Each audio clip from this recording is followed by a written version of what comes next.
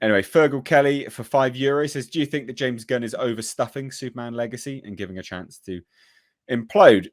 So I've already done a video on this. So there's the rumor going around that he's stuffing it. So he's prepping for DC to be sold, right? And he's flat out denied it. And he's flat out said, no, they serve the story. And I'm like, look,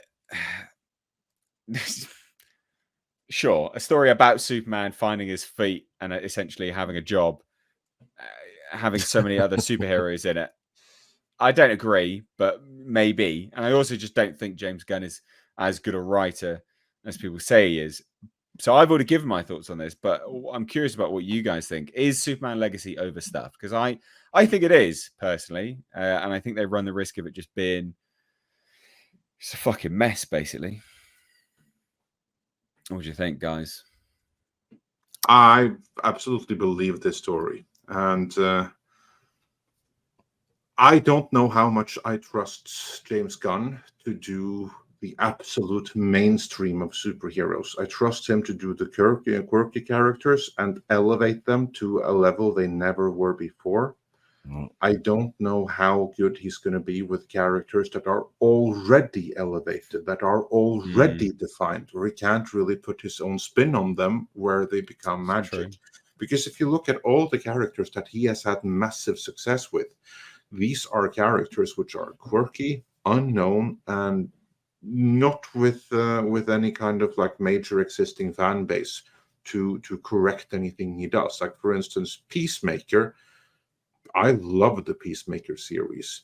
Most people will think that, yeah, this was pretty decent. And it's a very different thing from the original Peacemaker comics, but no one cares because no one read them. They just know the movie and they know John Cena. Same thing with Rocket Raccoon and everything like that. Yeah, some people read them, but really he's free to do whatever the hell he wants. And then he can reimagine it in his own image in a way that makes him happy, that works for him as a storyteller, and that works for the audience because they're not attached to the original iterations. He can't do that with Superman. There, he has to make what works with him overlap with something that's already there that he can't muck too much with. Can he do that? I don't know. Yeah, culture? I think I'm on the same page as Andre here. I don't have a lot of faith in James Gunn right now, specifically with Superman. Superman is the greatest hopeful character in all of comics. He is, I mean, his tagline is legendary, and for that reason, they've tried to tear it down. But he is the Boy Scout, and James Gunn is not a guy that understands the Boy Scout. And I think I think Andre alluded to it, or actually came out outright and said it. There are too many freaking other characters in this Superman Legacy movie.